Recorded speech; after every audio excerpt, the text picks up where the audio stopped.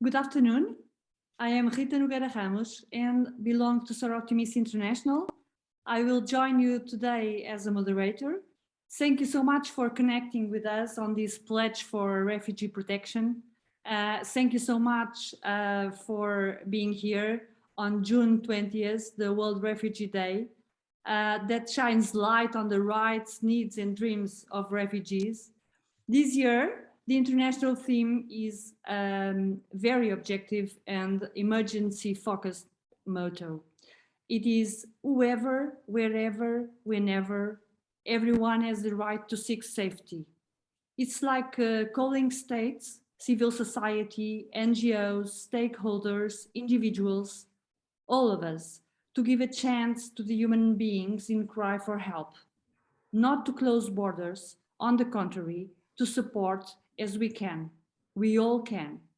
This call is strong and critical. For sure, it was born in the geopolitical crisis in the Ukraine. We all desperately have been taken into. We have been watching, and some of us, I speak for Soroptimists that I know, we have been proactive and trying to support, but we can do very little in comparison to the needs. Soroptimists have a humanitarian experience of 100 years and more than 70,000 members in 5 federations. We are setting up projects and advocating, keeping doors and hearts open, offering shelter, food and goods, and creating platforms and helping reorganizing jobs or courses of tuition of Portuguese. But of course, much more is needed, of course. So I want to recall a very good saying and learning from Mahatma Gandhi. Be the change that you wish to see in the world. I believe in this. Joining Soroptimist International years ago made me realize that this is not only a crystalline truth, but it is the trigger of a meaningful existence. We all have a role here in this path. We are all responsible, and we have the responsibility to what? To change the world for better. So thank you so much for joining me today on World Refugee Day. Let me share that I consulted the website of UNHCR, and for the moment it reports 100 million lives in call for help in all the world. This is a number that UNHCR presents as asylum seekers, and it can rise. We hope not, but it can. So we need to be involved.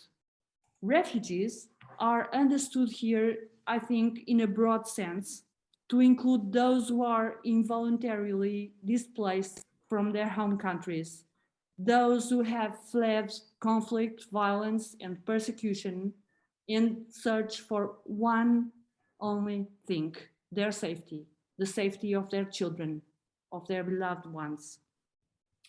I had the honor of learning from a close collaboration with the Portuguese Refugee Council. I was a juridical coordinator and also as a consultant of UNHCR.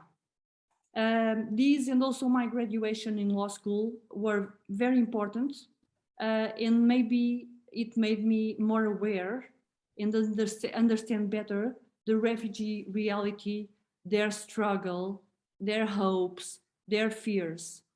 It doesn't stop when you flee the country where you are persecuted. Sometimes it continues in the country of asylum. Sim, estou.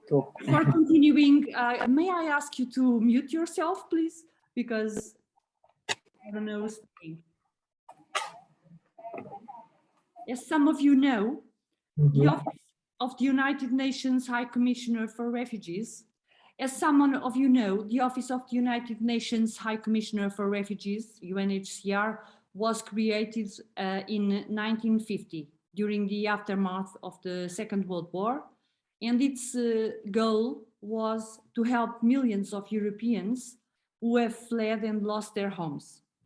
Now, from many years, we have seen conflicts all around the world, but nothing as we have seen from February 24th this year, where the number of temporarily displaced reaches astronomical numbers, with mostly women and children fleeing after the decision taken by the Russian Federation to invade the Ukraine. And so we Sir Optimists in Club Caravela, Portugal, understand that all refugees need the same standard of protection. We need to bring together different ideas and different perspectives, and we embrace and stand up for all refugees, all asylum seekers. And in this sense, we want to share our solidarity and call for the international responsibilities set by the parties of the Geneva Convention of 1951. Some of you might know. We need to find ways and procedures that respect the vulnerability of women and children. And there are obligations that states need to comply with, not forgetting that, of course, the civil community needs to understand, to be informed about refugees, not to have wrong ideas, and of course, offer protection, open arms, and whatever they need. We all need to get involved, I repeat. We need to lead by example, amplify our chains, our networks in solidarity and in generosity and kindness towards other human beings. So about today, the webinar title is, as you see, Histórias de VidaS. In a translation that is not very correct, it is Stories of Lives with a capital S. And this title we agreed for today's conversation was created on purpose to enhance the pluralism, the beauty of togetherness, rather than separate life stories separated by physical or ideal borders, different states, different religions, different political environments, and so on and so on. Because together we are smarter. Together we are more effective and we are stronger and we build better communities. This is the assumption of Sir Optimists International. Sir Optimists in Europe work under the mottos "We stand up for women" to ensure that women and girls will achieve their individual and collective potential, will realize their aspirations, and be a voice for peaceful communities worldwide. This is our goal. So we work for the advancement of the status of women with high ethical standards, human rights for all, equality, and we want to promote understanding, international understanding, goodwill, and peace. We are non-political, non-religious, non-sectarian, and we encourage all members to be aware and to be involved in all issues of the society that relate to human rights. Our intention here today is to join together some few important life examples and ultimately contribute to better standards, to better policies, and to better practices. We invited real refugee women with totally different backgrounds, cultures, professions, experiences, and we want to let them speak freely. Here, they are free. We want them to discuss and share their contexts, their stories. We wish to amplify their different voices as refugees, but mostly as women and human beings, symbols of the diversity of this planet, which is our home. So let me start with Anastasiia. What a wonderful curriculum she has. Anastasiia is a doctor of philosophy in pedagogy. She is from Kharkiv, and she prepared a thesis with the title, "The Role of Foreign Languages Study in the Pre-Revolution Gymnasiums of Ukraine." She is a master in pedagogy from Kharkiv National Pedagogical University. And she has, especially what I've seen from a CV that impressed me a lot, is her communication skills and the way that she presents herself as a researcher, enthusiastic lecturer with over 15 years of experience at leading academic institutions. She's excellent administrative, she has verbal communication, and I've seen that, and she has written skills along with constructive and effective teaching methods. So she has really a wonderful CV, which she shared with us. Really, the next person that also impressed me a lot in her CV is Ksenia. Let me see what she says about her. Who is Ksenia Ashrafullina? Ksenia was born in Russia, where she studied to be a diplomat. With a diploma in her hands, she realized she did not want to enter into the macho world of the Russian Ministry of Foreign Affairs. So with the help of the EU grant she received, she went to study Masters in Development Economics and Finance in London. Then she worked in a number of multinationals and startups before finally yielding to the urge to work on her own project. And she founded Invisible City, a non-profit helping independent artists from around the world to perform more and get paid fairly. So she's an activist. In Portugal, for over a decade, she lives here for 10 years, she told me, and she launched a local mobility movement called Lisboa Possível, Possible Lisbon, which has already helped the city to keep its major bike lane from destruction, and is currently putting pressure on the city governors to build more bike lanes and turn the cities free of cars. So another curiosity about Ksenia is that in 2021, after another protest demanding freedom for Navalny, her personal data was shared with the Russian officials by the Lisbon administration, and she was very upset. From that moment, she was called Senhora Ativista. And yes, she also dances flamenco to keep sanity, and reads books in 8 languages, imagine. So she's really a very, very interesting person that we are having here. So now our next speaker is Wazhma. Let me see, Wazhma CV is very interesting too, but I need to run to it for a few moments.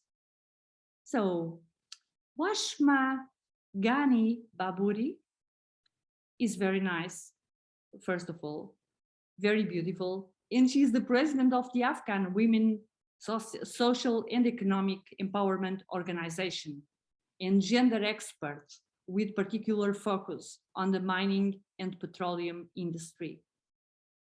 She drove development of the GBV portal to record sexually based harassment cases. She developed seasoned experiences in M&E, established safe working environments, and conducted gender awareness trainings and programs in 34 provinces of Afghanistan. She worked as principal for private schools, registered them in the Ministry of Education, and obtained their legal activity permit in accordance with the Afghanistan law. And more about our dear Wazhma. But we need to start.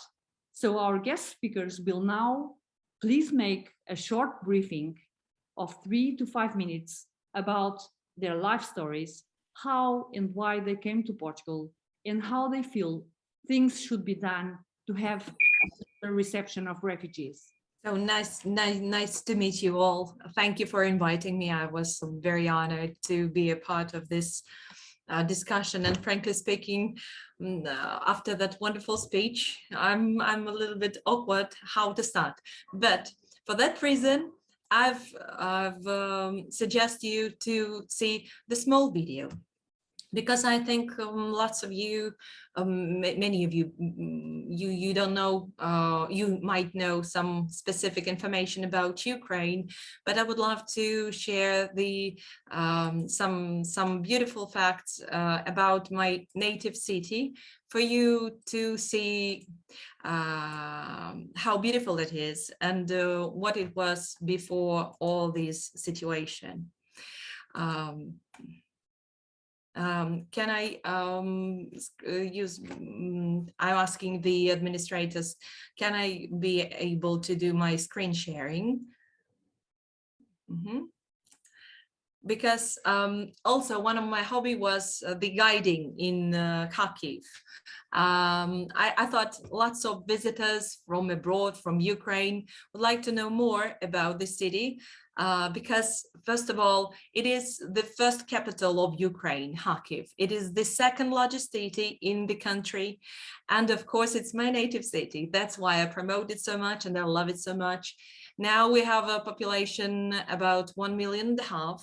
And lately, for the last 2 decades, it's been developing so immensely and so speedy. And I'm sure you will find out everything when you will see that short video.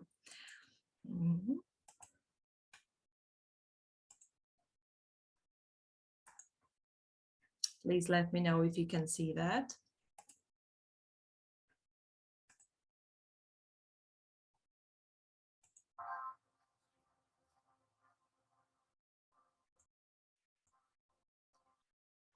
These are the main landscapes of the city.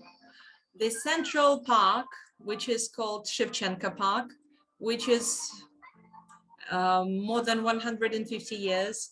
We had a wonderful entertainment center for children, loved by everyone. Lots of people from Ukraine, they came to Kharkiv to visit Gorky Park.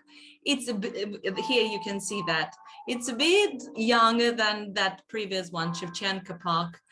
And we put lots of efforts and strength of all the Kharkivites to improve not the inside life, not something connected with the city itself, but with the whole environment of the city, because Kharkiv is a student city. Every year, about 3,000 graduate from high educational establishments, and it has a subway. It's a wonderful mean of transportation that attracts lots of people who wants to be free and not using the cars. And actually, I may tell you, the transport situation is much more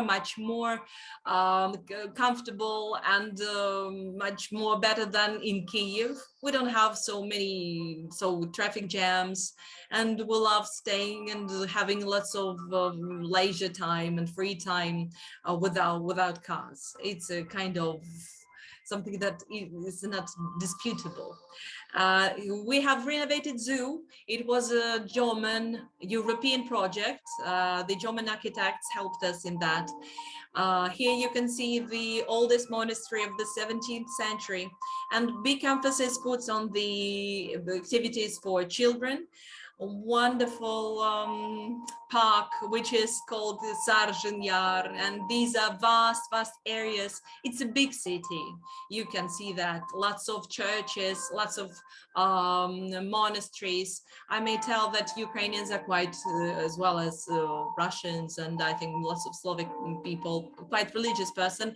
This is the main street, the main square, I'm sorry, Freedom Square. In summer, big skating pool is opened. The fees is very small and everybody can afford it. new fontaine, which is called the light fontaine. Yeah, it's imitating the water, and it's very picturesque. It's the heart of the city, and the building of the first concrete building in the ex-Soviet Union also was depicted here. So the night and the end, and yes, it was absolutely gorgeous. But I won't share the information about what is going on right now.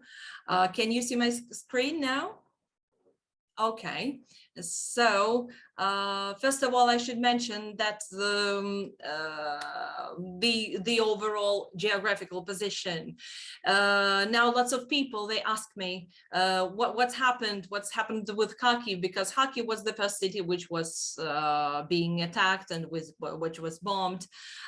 Here it is. You see, that's Kharkiv, and here we have Russia.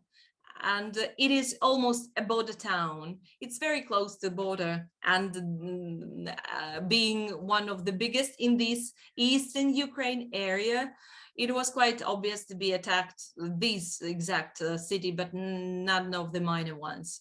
Also, we can see our borders and our neighbors. It's Belarus in the north, and unfortunately, we are being attacked from that territory as well. Our brotherhood country, Poland, which were firstly, they gave us and provided the help of our refugees and people who wanted to find a shelter somewhere abroad.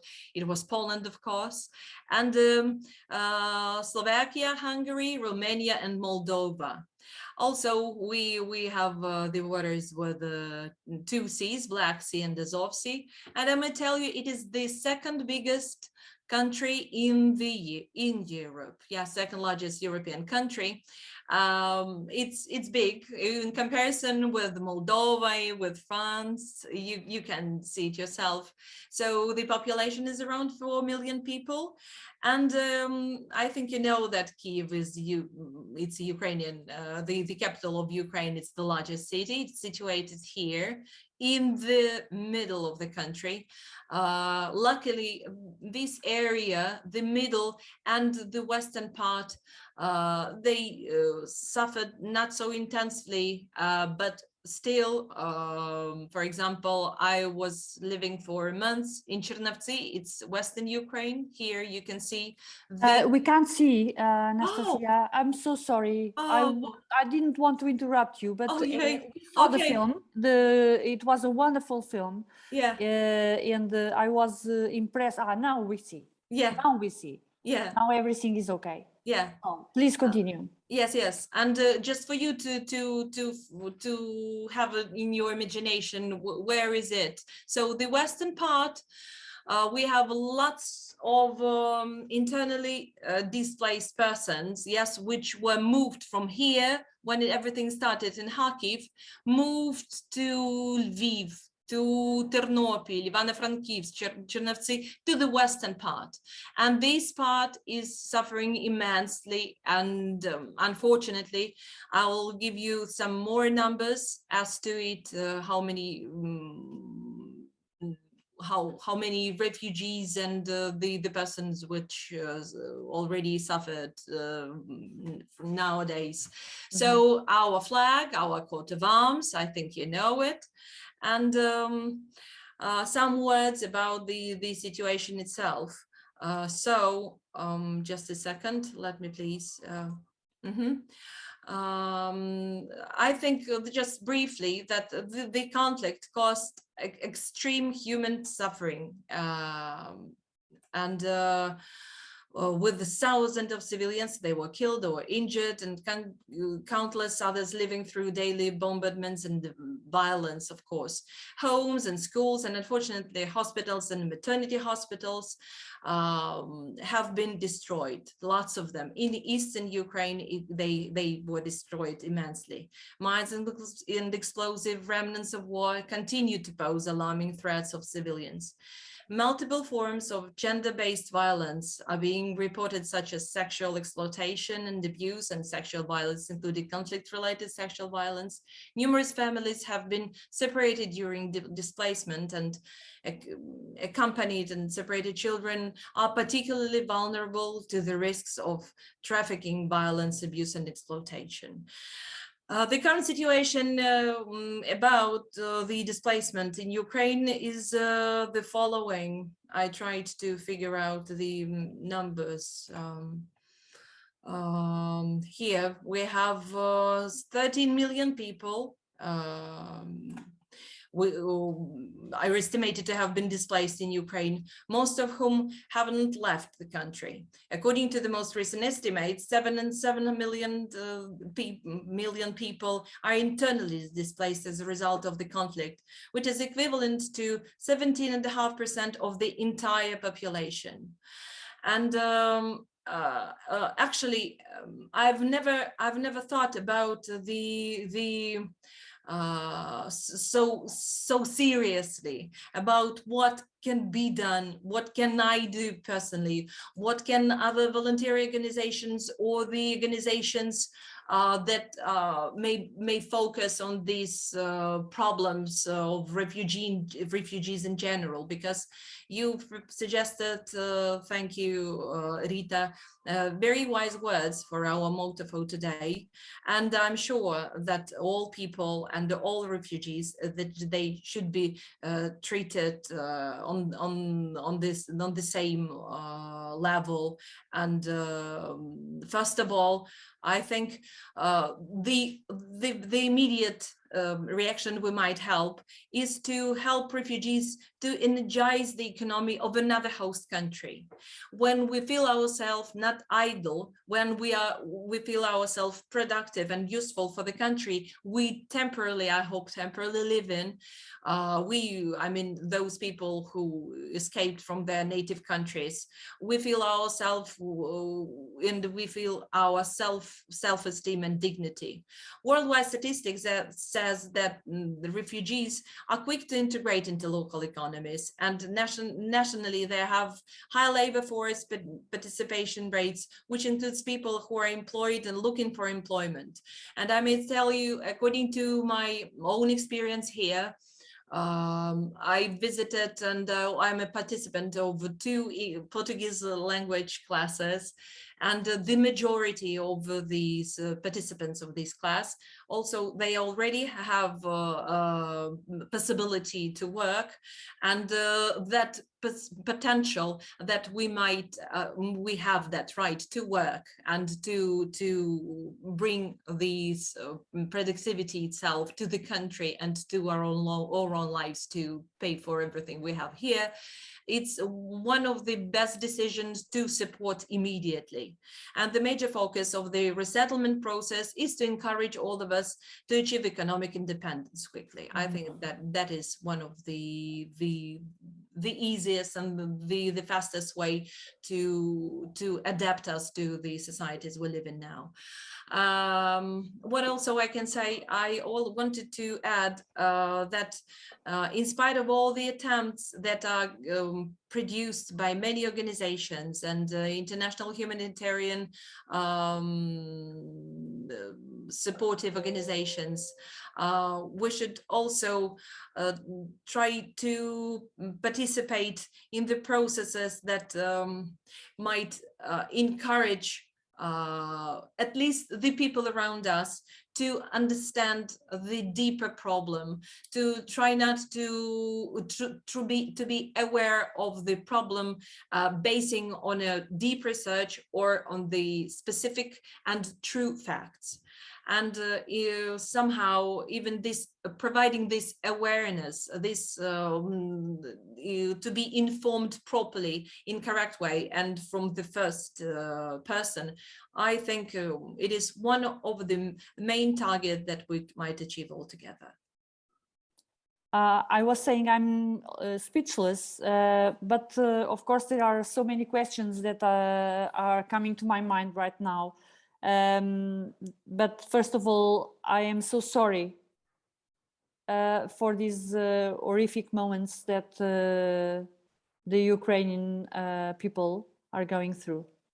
And I feel that as part of the international community, we need to do something, and hope that this webinar can start a bank of ideas, that we share points of view of how to help each other. Yes. Then I remember then when it started, on the 2nd of March, so days after it started, there was a Portuguese Council of Ministers document approving a procedure for the immediate entry into Portugal of all Ukrainian citizens. It provided Ukrainian nationals and their relatives with a de facto status. Yeah. And in view of the objective and the serious situation of violation of human rights and threat to their lives, it minimized all the need of proof of concrete risk, which is normal that when you have when you present an asylum seeker, an asylum request, you need to prove individualized and concrete risk, and in this case it was waves. It also stipulated that requests could be made digitally, Yeah. and gave automatic protection. And also I remember that there was a decision from the Institute of Employment and Professional Training, giving starting a job offer platform. Yes. Where job offers were processed. Yes, they are. And finally, I remember that the municipalities were very also very touched with this situation. And from north to south of the country, non-governmental entities, professionals, private sector, were trying to respond to the needs of accommodation, and even the Bar Association, which I belong to, provided free legal support, and so on. But it is not enough. The problem is that first everyone was impressed and gave the shelter, then the offer of jobs started, but now things, I don't, it is very cruel to say that we are getting used to it. We are not. Of course, we should never get used to it. But what I heard and what you see in the media, in the social media, is that it is not so easy.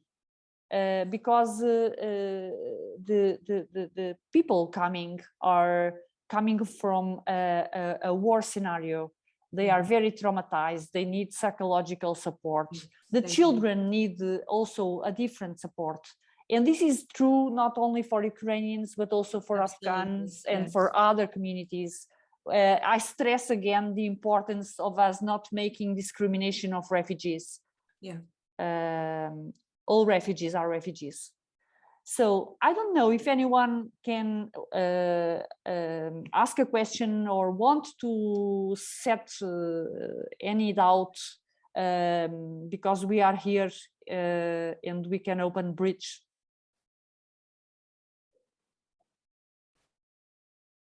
No? Sorry, Rita, I have raised my hand. Ah, sorry, Lydia, I didn't see. Yeah.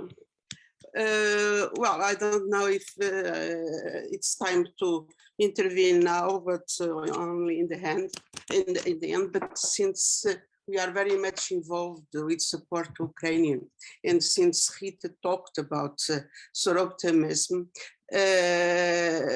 the Soroptimism International, European Federation, react very rapidly to the problem in Ukraine.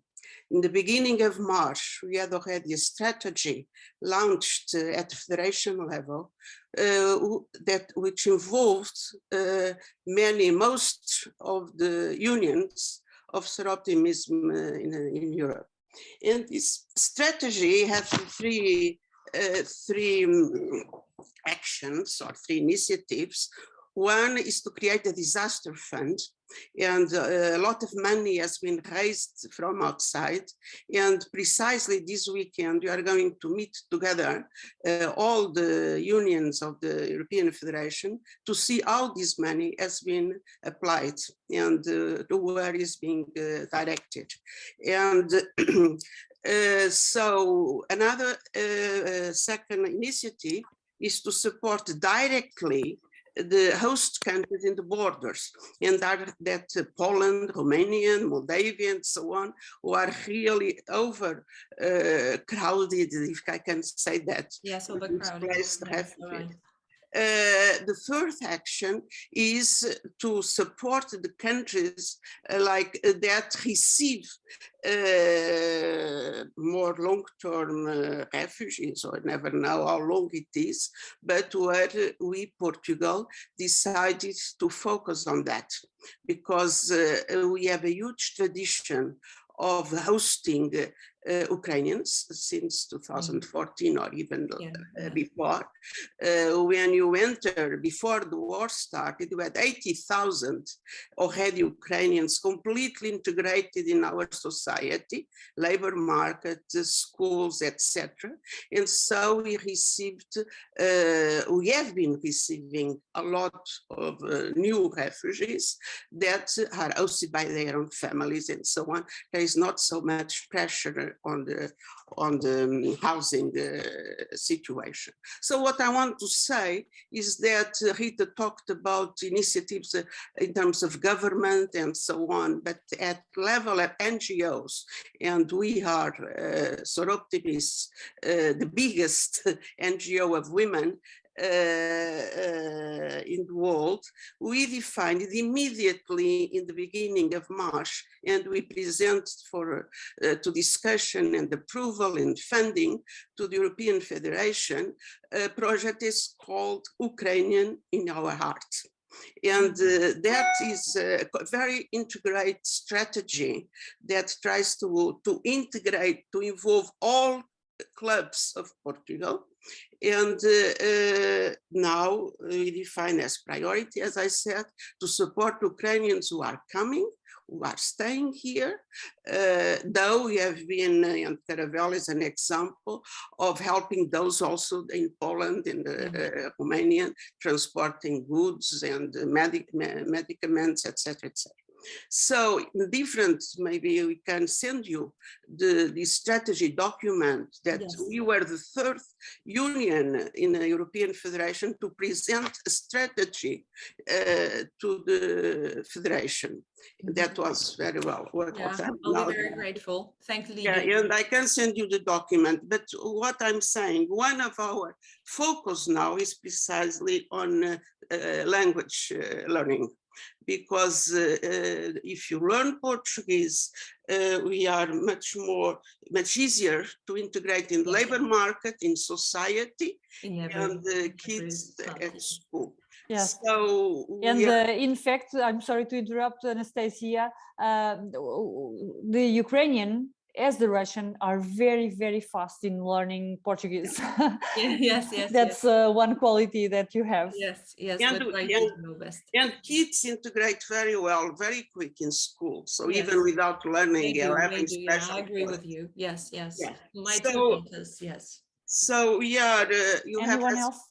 Yeah, so it's just saying we'll send you this strategy document. And we hope that you can help also in terms of this language learning skills. Thank you, Lydia. Thank you. So Lydia, thank you very much. Lydia is the union president for Soroptimist in Portugal that covers all the clubs in Portugal. Thank you very much, Lydia. So maybe she can afterwards share with you the strategy for Soroptimists in Portugal to support Ukraine. And now I would like to hear from Ksenia Ashrafullina, the Senhora Ativista. She speaks Portuguese too.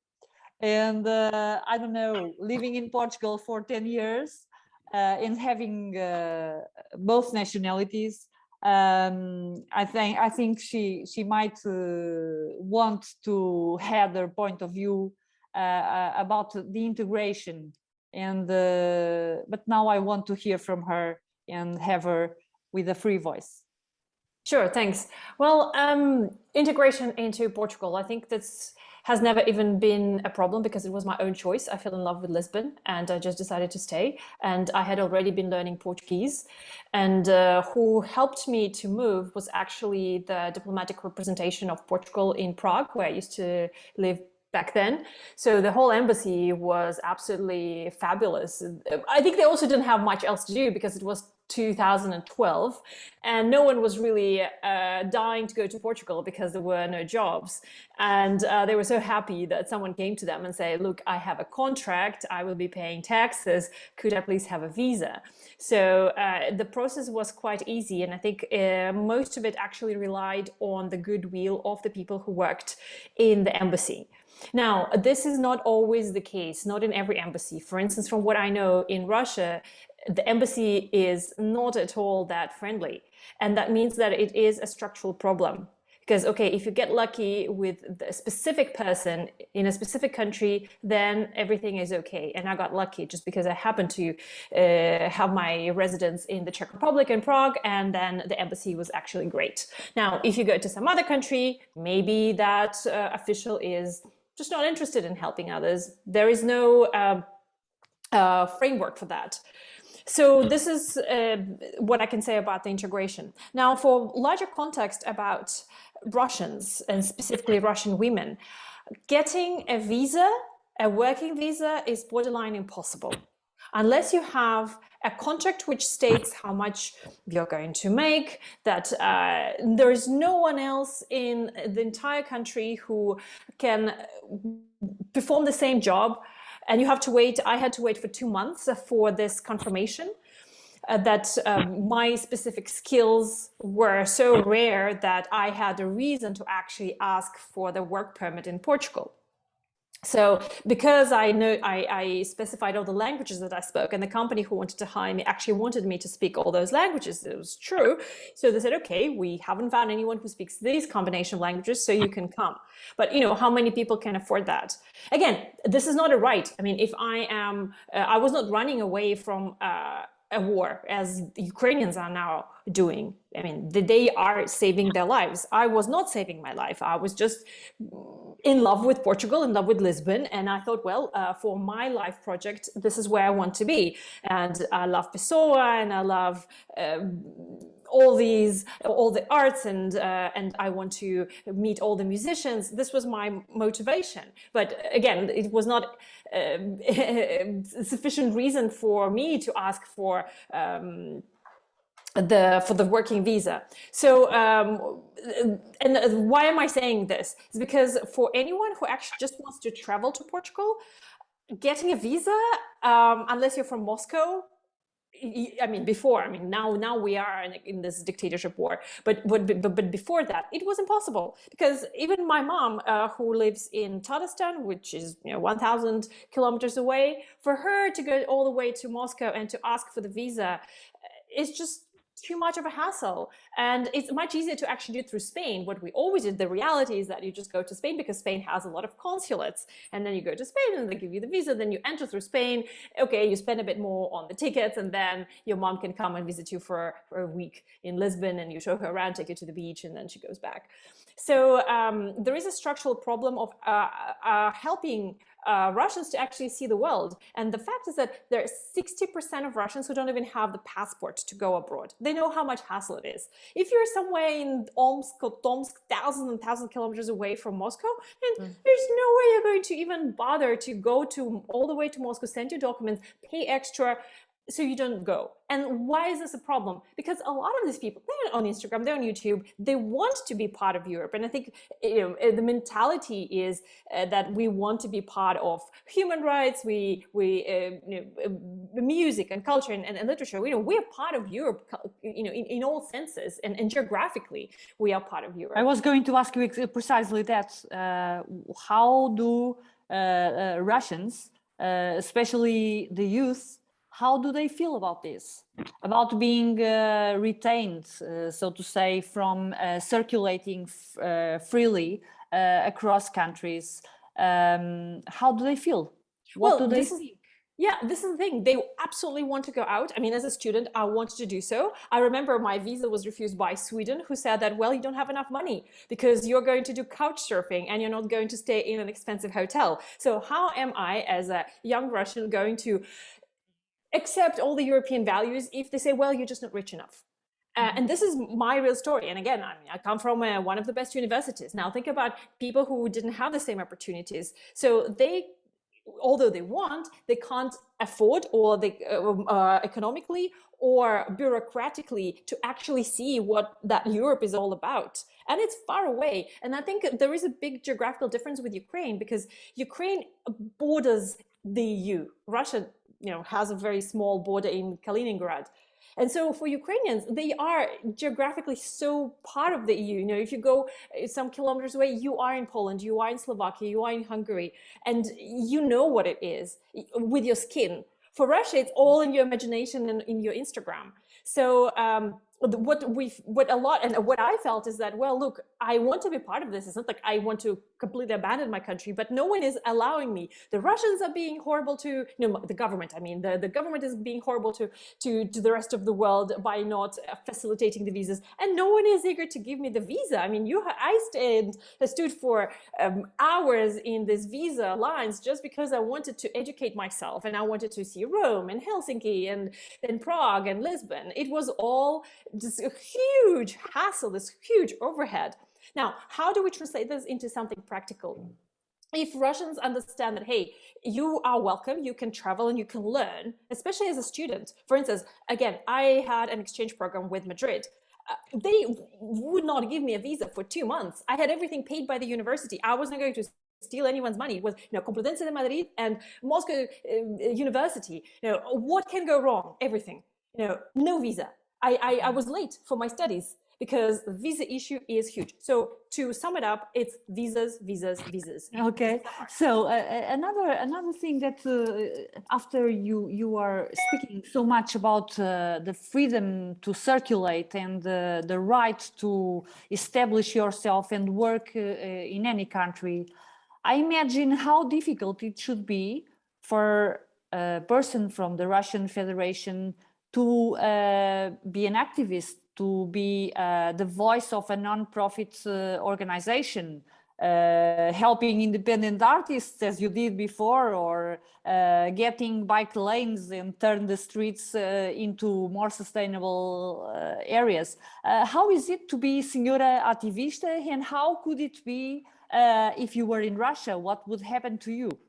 I would be in prison.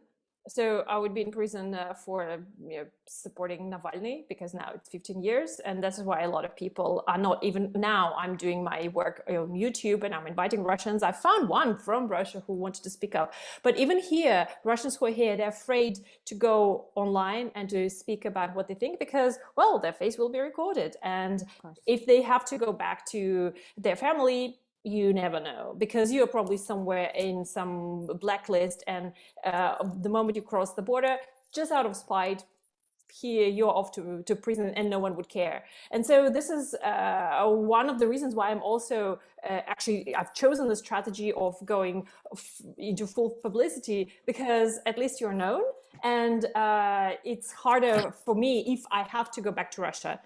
For instance, unfortunately, I'm planning for the worst scenario, right? If something happens with some of my family members, I have to go back, and it's clear that, I will have problems on the border. And the only protection, albeit imaginary, is that, well, at least I'm known, and hopefully the Portuguese embassy will do something. But I wouldn't do this out of curiosity. I'd rather do everything I can in terms of communication and putting an end to this regime from outside, because from the inside right now I'll just be probably imprisoned. But you didn't ask for asylum in Portugal ever? Well, what happened is that I moved here to work. So I moved here 10 years ago. I understood. And actually, the reason why I started to be so active was exactly when I got my passport. It's like, oh, next day, literally, manifestation. Now I have a democratic government to support my activity. And if something happens, well, someone has my back. And this is why it was so painful to then see my data shared with the Minister of Foreign Affairs and the embassy, because look, I thought that I was finally safe, and then they did this. Okay, so this is very interesting. Of course, it's a position that we are not used to listening to a person with so many difficulties in getting a visa and circulating. What about women's policies and refugees policies? I'm curious, how does the Russian Federation treat refugees? Horribly. So there, just to give you, a baseline for understanding the scale of the problem, home violence is not considered a crime. So unless you're dead, no one is moving. So, and they decriminalized it a few years ago. So if you call the police and say, look, my husband is trying to kill me, it's like, well, you're not killed yet. I mean, it sounds like a joke, but this is the content of many of such calls. So women do not have these rights. And when you try to protest, what happens? The administration, that oligarchy that controls everything, because it's insanely corrupt. And it's all based on, who gets the chunk of money that comes from selling gas and oil to Europe. We receive, Russia receives 1 billion euros per day in gas and oil. So, there's a lot of money to suppress. That money is used to just keep the regime in that, conserved regime. So whenever you try, you go and say, look, I have rights, I'm a woman. Okay, good luck. And for immigrants, we have actually terrifying stories, because Russia actually has a lot of immigrants from all the stans, Tajikistan, Kyrgyzstan. I remember actually 2 Kyrgyz girls, wanted to rent an apartment that I was managing, and they pretty much, because they had, Kyrgyz names, no one would want to have them there. So even though they said, hey, I have a job, I'm well paid, everything is there. So there is a lot of everyday racism. And a lot of it is actually against all the stans, all the southern countries who do not have a passport regime. But I mean, they don't have rights because you need to have a registration. Now, if you're some guy from North Korea and there are these stories, they ran away from North Korea. I think this guy actually did it twice, and Russia sent him back. So this is what it does. Yes. So there's no baseline. There is no such thing as empathy on a legal level. Well, I understand that as human beings that we all are, there must be very good people also and very good intentions. But of course, there is a culture and legal policies that go in this direction as to really have a wall between other countries and themselves. But I would like to ask Maria Emilia Manso, because she's waiting for a long time. I'm sorry, Emilia. She would like to ask something.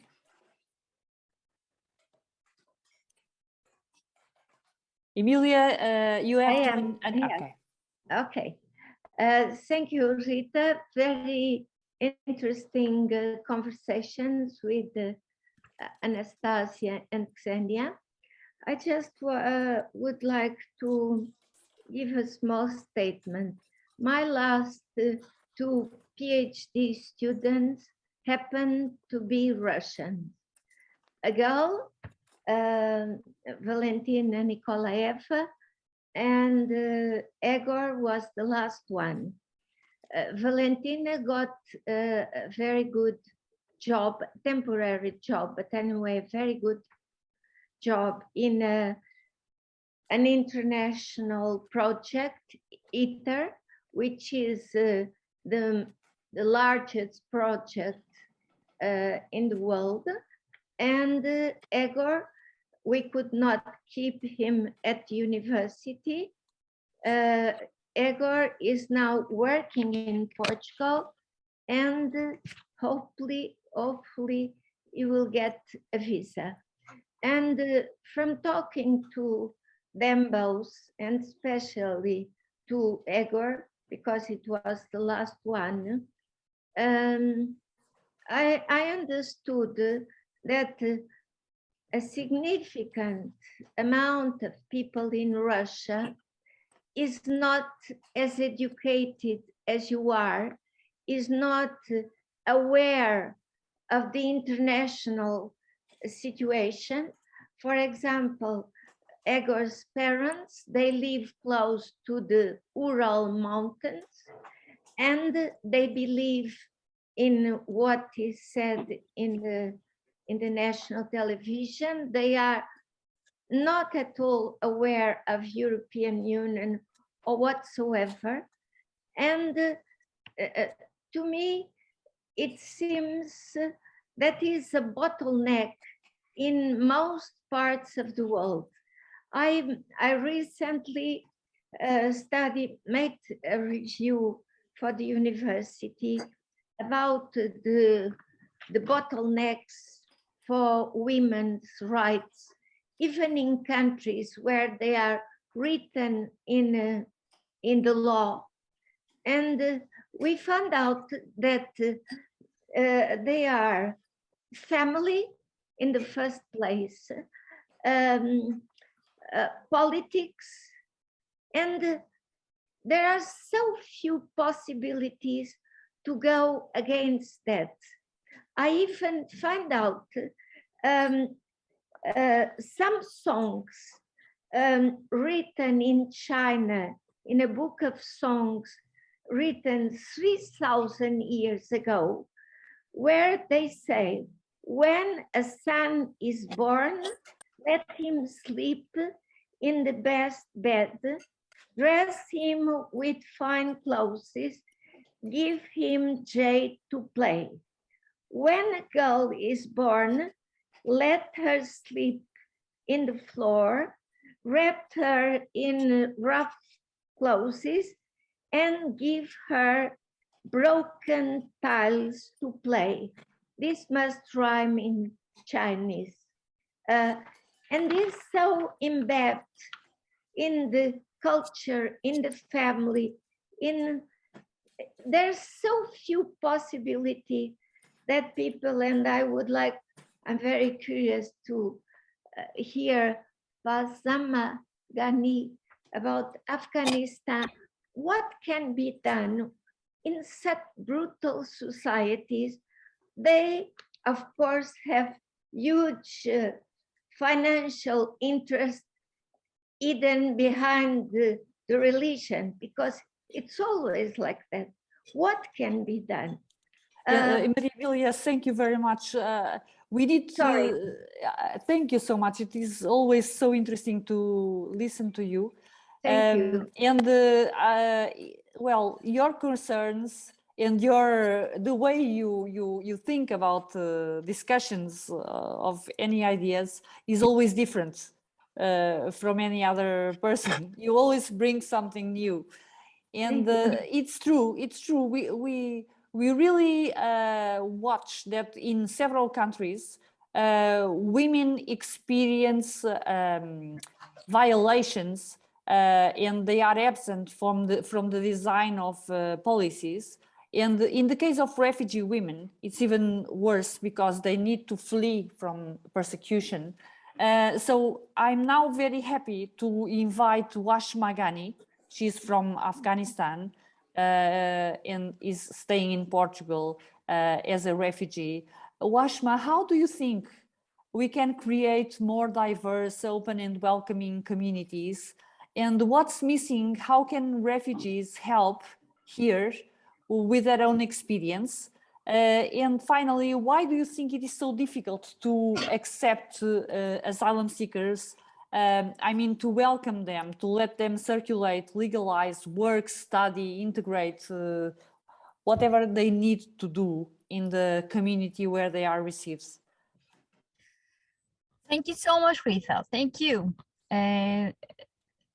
For the diversity, as you say, so for diversity and for everything that you mentioned here, and also all capable ladies mentioned here, Unfortunately, I have to say that women and children are not they considered and direct beneficiaries when the drafting of the policies. They were missing always, and they are the first direct victims of these policies, of these all the rules and regulations, because they will be new in the society. They will be new with the environment. So when the policies are against them, they will isolate it from the country, from the society, and they will be going to and they will be and they are not will be able to put themselves as a society people.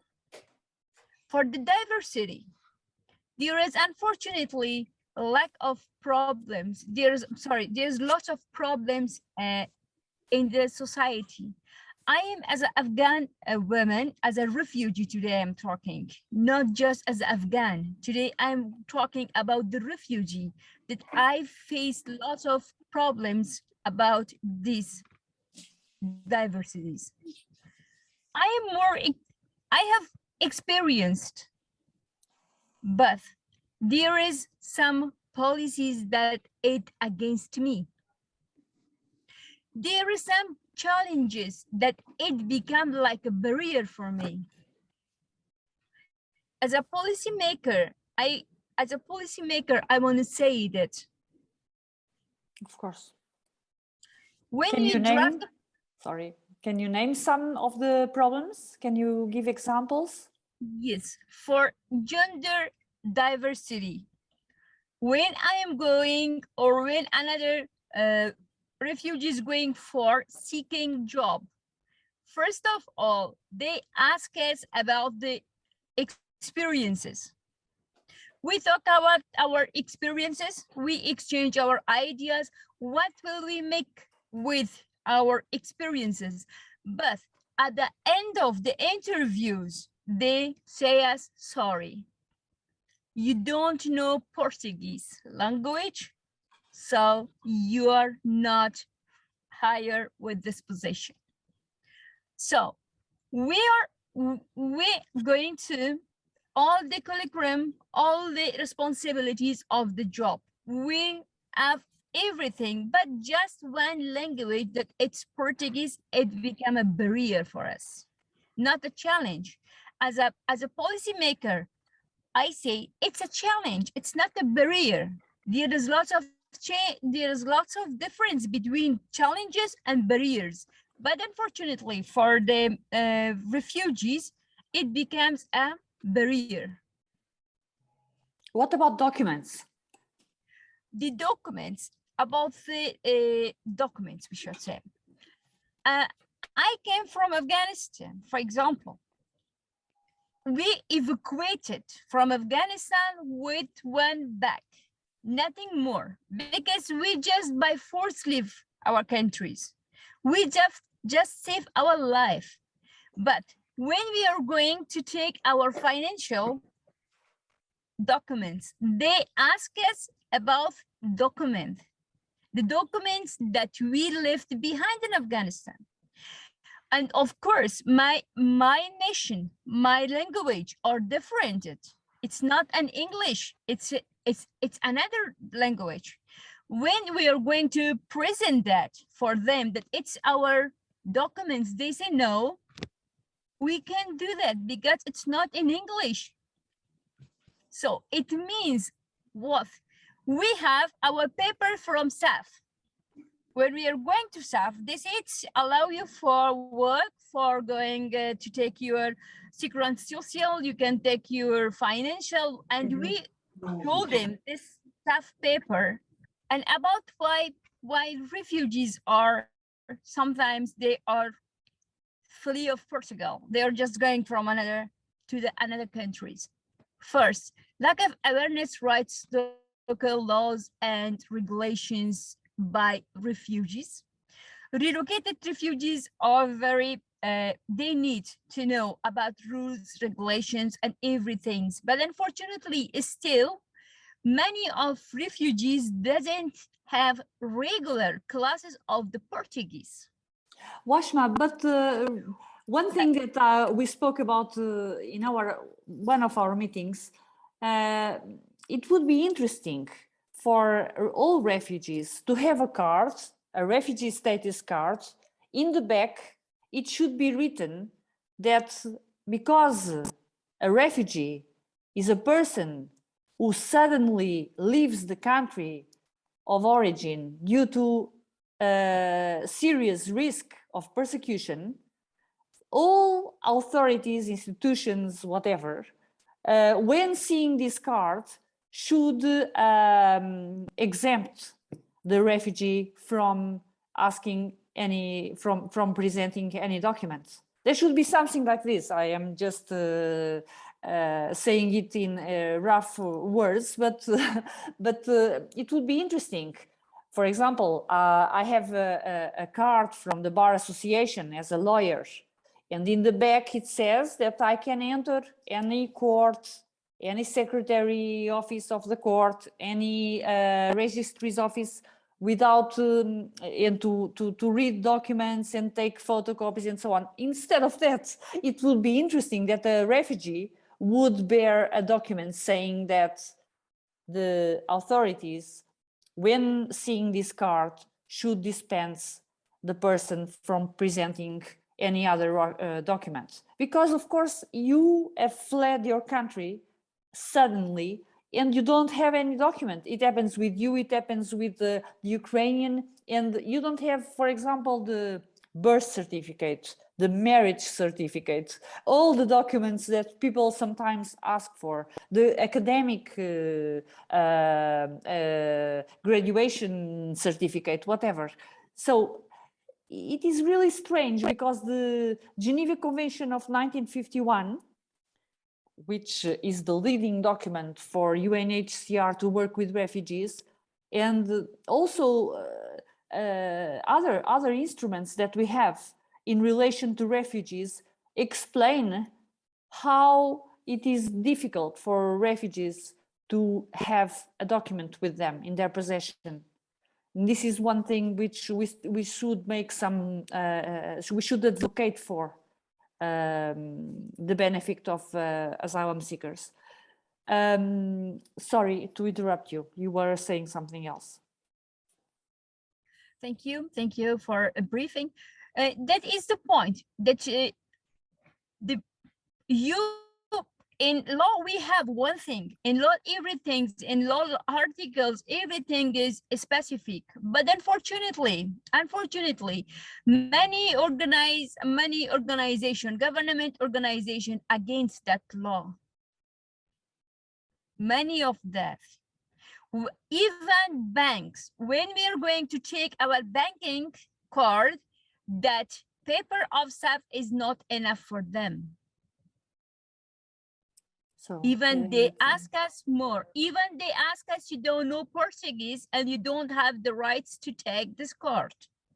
But when we are going for the job, when they talk as the interview, then they say, ask us, okay, do you have social security? You have financial member, give us your banking card account. We say, I'm sorry. They ask us, the banking say for us, take a position, then we will, then you can open a bank account. But the owner of the companies for the hiring say, no, you have to take a bank account, then we will hire you. It is something missing. It is something missing with the rule and regulations, and we have to advocate people for that. We have to give awareness for that. We have to stand for that. Maybe NGOs could have an important role here. We can present ourselves and offer our government and the social security, the banks, whatever, we can offer training about refugees. Because when people are informed, they don't do such mistake. When they know what a refugee is and how the circumstances are, they learn that they need to be more open with refugees. So maybe that would be an idea, but of course, any of you can present other ideas. Thank you very much, Wazhma. Thank you. And also, I want to say something in here. And thank you for the Portugal government that they accept our asylum in here. We appreciate all the work of you, Ivan, Susanna, that you all always there for us. Thank you so much. But I am the one who always hear one word, that we not from the NGOs, from the every refugees that they are living in here, we just hear one word, that what will happen for us after 18 months. Even it's a question for me. Here is lots of, unfortunately, lot of job barriers. I don't know Portuguese because I don't have regular classes. What you mean, what you are asking is after 18 months, you are afraid, 18 months. You don't know if there will be a decision to send you back. That's not sending back. Because that's not allowed. Back. There's a principle of non-refoulement. All member states of the International Geneva Convention for the Protection of Refugees are they are obliged to protect asylum seekers and refugees as long as there is a risk of persecution. So that wouldn't happen. It would be a calamity for the social media, and no one would let that happen. But we are not. We know that we are afraid because now NGOs paying our gas, our water, our rent of our houses, but they always remind us about the 18 months. But when, for example, now I spent 3 months in here in Portugal. Every day I am going for the classes online. Just for the classes online. I don't have, and also many other families that are living in here don't have regular classes that they will provide us the certificates. And it's very important. When we don't have our work space, our job space and job markets. So it is the questions when after 18 months that we don't have our houses, our money, our salary, what is our future? I understand. It is the questions of every refugee that we are facing this problem with them. My compatriots ask me, okay, what happened after these 18 months? Because the NGOs are working in different policies. One NGO work in have another goal and another achievement, another NGO have another goal and another achievement. There is no specific policies for the refugees that we should regard that, okay, it's the specific action plan that all the NGOs working with this. But unfortunately, it's lots of problems that facing the Afghan refugees in here. And I'm sorry that I'm saying very straight. Yeah, I understand what you are saying. I was thinking while you were speaking that I just passed my eyes today in Instagram, National Geographic. And as it is the World Refugee Day today, they put some photos of children from several countries. And the photographer said that something like, I put these photos of real children because like this, they will be called by their names. They are not just refugees, subject to this concept and to this problem of being a refugee. They are just children. And maybe the word refugee, according to some, it is true, the word refugee is like an error of concept that was built to solve a problematic of persons fleeing their countries, but now it brings a little bit of exclusion to the persons that are needing to use it. Maybe that's true. While you were speaking, I was thinking if being a refugee and being called a refugee can be a problem for you. Maybe it would be better to be called Wazhma, just Wazhma. Yes. So I don't know, anyone else wants to ask some questions to Wazhma? May I? Yeah. I just, it's not a question. I do understand what you feel, because the same situation with me, I'm just floating somewhere in the air, and I was hosted by a kind woman, but the period of staying there is already finished. And actually, I should admit that I have another proposal from the UK, because we don't have enough money for renting a flat here in Lisbon. I was considering something to relocate maybe to the north, and I love Portugal. You cannot just not fall in love in this country. And I do understand, Ksenia, what did you feel when you came here for the first? It's like Crimea everywhere. Everything is blossoming, and it's fantastic.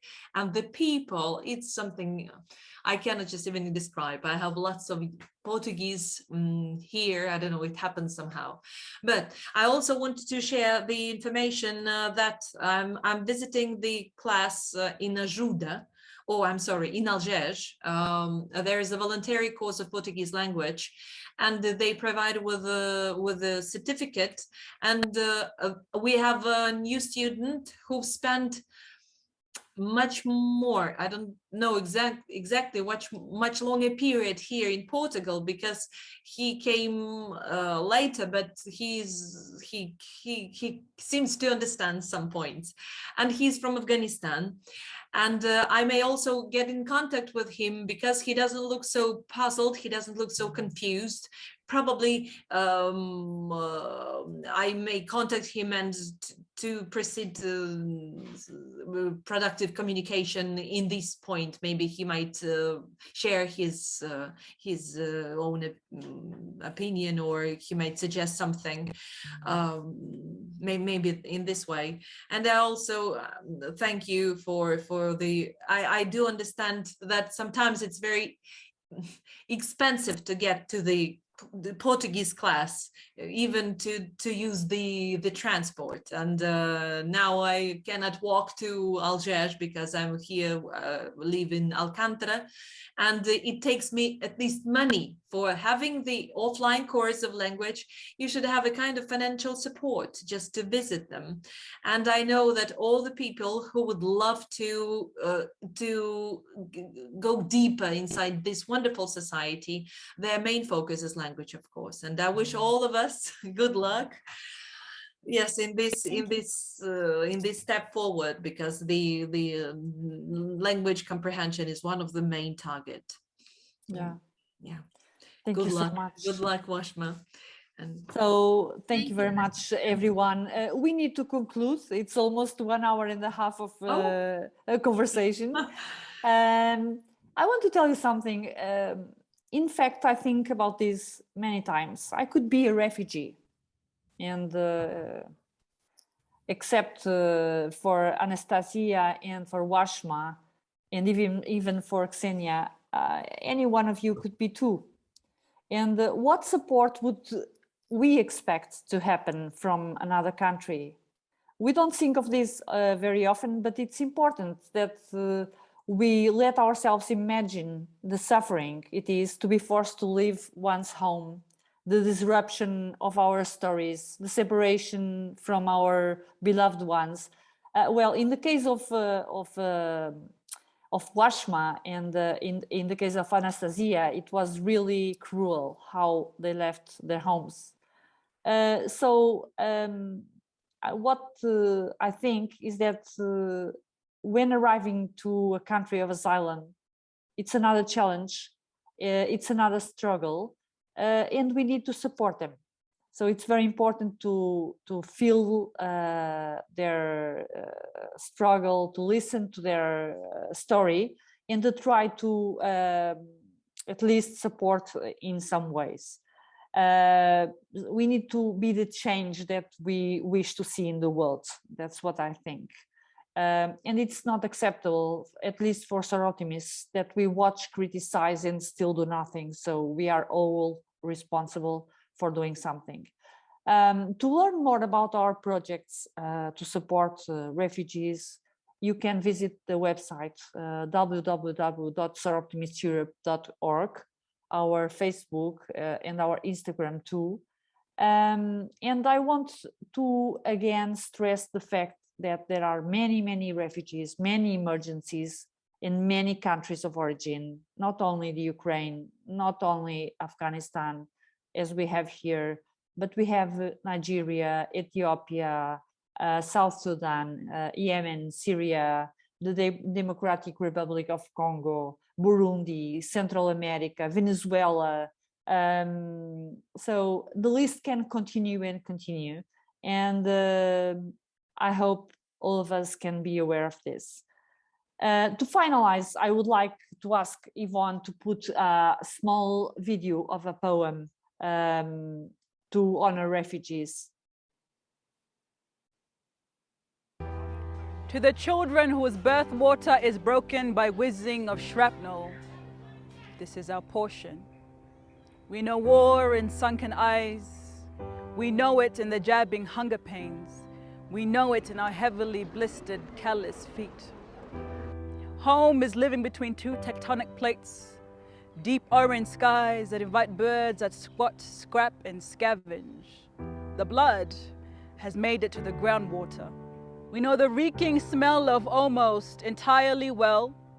We cannot hold it to our cracked lips, so we bite down on our children and our kin bleed. There is time to perish, but there is no time to mourn. There is time to rot, but there is no time to bury. Home is suspicion. Home is crouch face down on cement pavement. What is sanctum on unceded land? We say we have survived, and you chaos embraces us softly, quietly. The dead now do not motivate our fathers to get up from under the trees. They pour another cup. This is a bottomless tea. The dead now do not motivate our mothers to teach their sons substance. Our black skin hangs loose. Lather it with oil to keep it from running. Fear punches holes in the future. Fear cannot mend them. It siphons the chaos for later. Home always comes late to it all. Later always comes so soon. We cannot swing across oceans with these mangled roots. When war breaks, we run. We will not carry our language. War is raging behind clenched teeth. To fathers that sleep with guns in their hands but would never hold their children, legacy does not fill the gaps. You've turned our names to weights that crush our backs. You've turned our names into sinking sand. What are hunger pains to torn limbs? What is plumbing to broken spirits?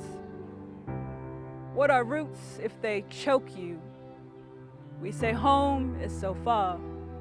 The same oceans are sitting between folks looking into each other's eyes. Our portion is silence. They imagine home is settled soot. They imagine country is running. We now know refuge is both.